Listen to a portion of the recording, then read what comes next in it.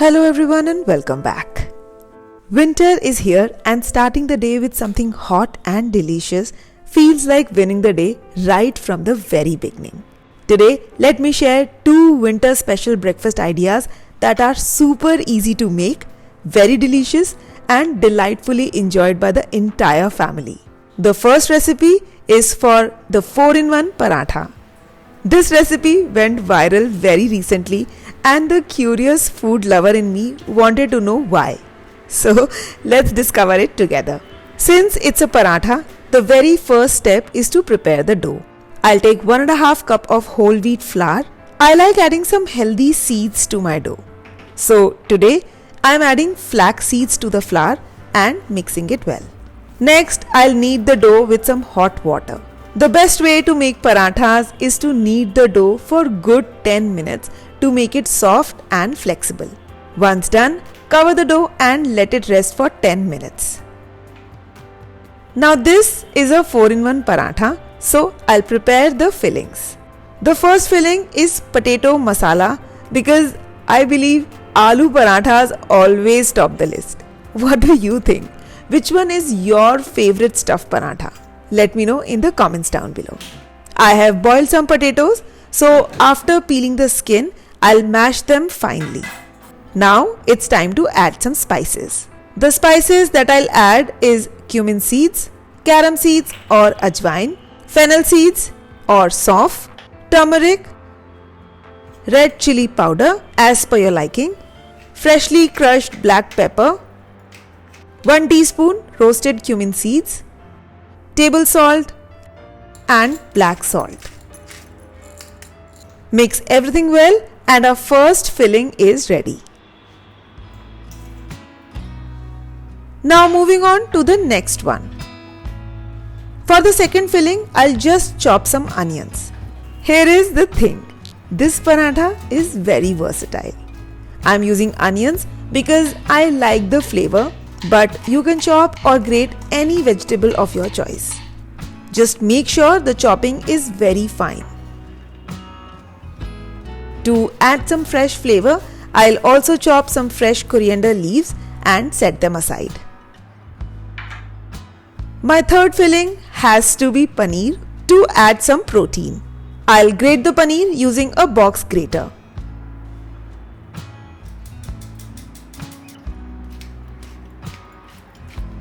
Now I'll add freshly crushed black pepper, black salt and fresh coriander, then mix everything well.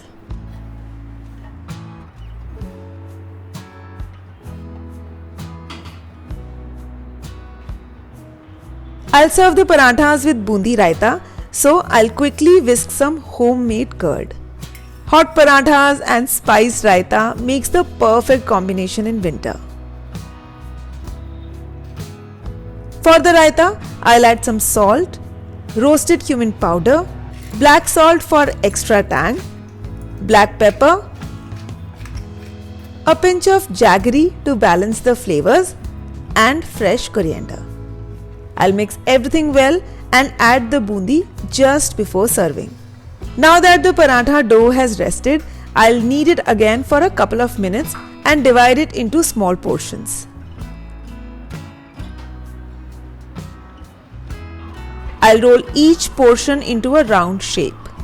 For this, I'll make a large size roll and then make a slit in the center from the middle of the rolled dough. Now it's time to add the fillings to each quarter of the circle. In the first quarter, I'll add the potato masala. In the second quarter, I'll add a generous amount of pickle masala for a great blend of spices and aroma. In the third quarter, I'll add the chopped onions, and in the last quarter, I'll add the prepared paneer filling. Now it's time to fold the paratha. Take the first quarter and fold it over the second one and continue folding like this until you get a triangle shape. Make sure to tuck the corners well to seal the edges. This paratha might look a bit tricky to roll, but if you sprinkle some dry flour and knead it gently, you will have the perfect paratha ready. Now cook it on a tawa, flipping it on both sides with some ghee until it becomes crispy.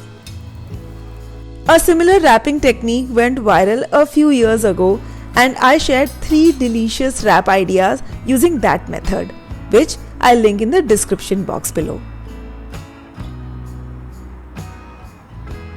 The crispy 4-in-1 paratha is now ready, and I am totally sold to it. This paratha is packed with stuffing and offers different flavors in every bite. Easy to make, very versatile. This paratha is definitely a must try. I'll open the fresh pack of bundi since my previous stock is finished, and for storage, this time I ordered this beautiful set of storage containers to store my daily use groceries because they are so practical and convenient. Made with borosilicate glass, these containers are airtight thanks to the silicone seal that ensures freshness and keep food fresh for longer. One of the amazing features is that they are stackable, and because they are made of glass, we can easily see through the contents. Our food is ready. So now I'll plate my parathas in these beautiful Aura glass serveware. They come in a set of different size bowls and plates and are absolutely stunning. I am very impressed with their translucent look, and the size of the plates and bowls is perfect for our regular food portions. They are also microwave safe, which is very practical, especially in these peak winters. Another serveware item I got is this set of jug and glasses.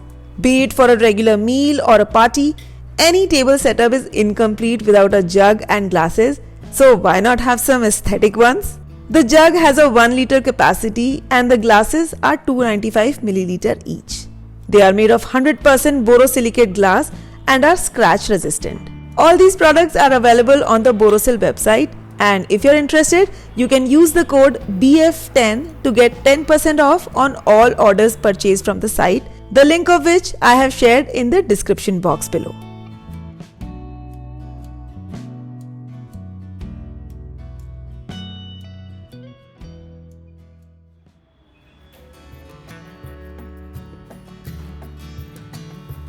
My next recipe is very simple but utterly flavorful dish that I tried in one of the famous cafes in Mumbai. It's called pankhi, and since methi is a winter delight, I'll be making methi pankhi with spicy green chutney. To start, I'll finely chop the methi. The finer, the better, because pankhi is a very thin and delicate dish. Along with the methi, I'll also chop some fresh coriander. Pankhi is a mildly spiced dish, and the real flavor comes from the finely crushed ginger and green chili. So, I'll crush 1 green chili and grate 1 inch ginger using a mortar and pestle. Again, the finer the better.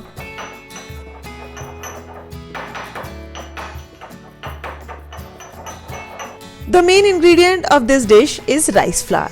So, in a bowl, I'll take 1 cup of rice flour. To this, I'll add salt to taste, 1/4 teaspoon of hing, 1/4 teaspoon of turmeric, and the prepared green chili mixture. Then I'll add half cup of curd along with the chopped greens for some sourness. Now I'll mix everything well. Now to thin out the batter, I'll gradually add around 1 cup of water to make a runny paste. I'll let this batter rest and move on to making the chutney. For the green chutney, in a blender, I'll add fresh mint leaves, 1 to 2 green chilies depending on how spicy you want the chutney, a handful of coriander leaves, 1 inch ginger, 1 garlic pod, 1/4 cup peanuts, salt, lemon juice, and 1 teaspoon jaggery. I'll grind everything into a coarse paste and add water if needed to achieve a thick paste-like consistency. Now that everything is ready, let's cook the pankhi. Cooking time is only about 5 minutes, and for this, I'll need a banana leaf. I'll cut the leaves into pieces based on the size of the tawa.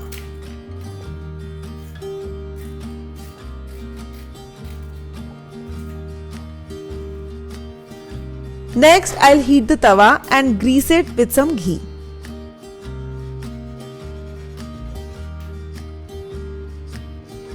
Once the batter looks a bit thick, I'll add some water to the chutney jar, swirl it around and mix it into the batter to thin it out and add extra flavor at the same time. Now I'll grease the banana leaf with ghee and place it on the hot tawa. I'll pour the batter onto the leaf and spread it thinly. Remember, the thinner the pankhi, the more delicious it will taste. Now I'll top it with another leaf and cook the batter. The water in the batter will steam the rice flour and cook it evenly.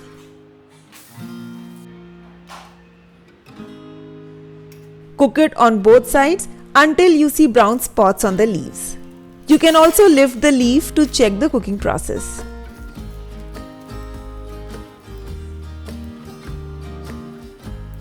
Once done, plate the dish and remove the leaf right before eating. Hot and delicious pankhi is now ready to enjoy. If you're not in the mood to cook an elaborate breakfast but still want something healthy, try this different breakfast recipe and enjoy it hot.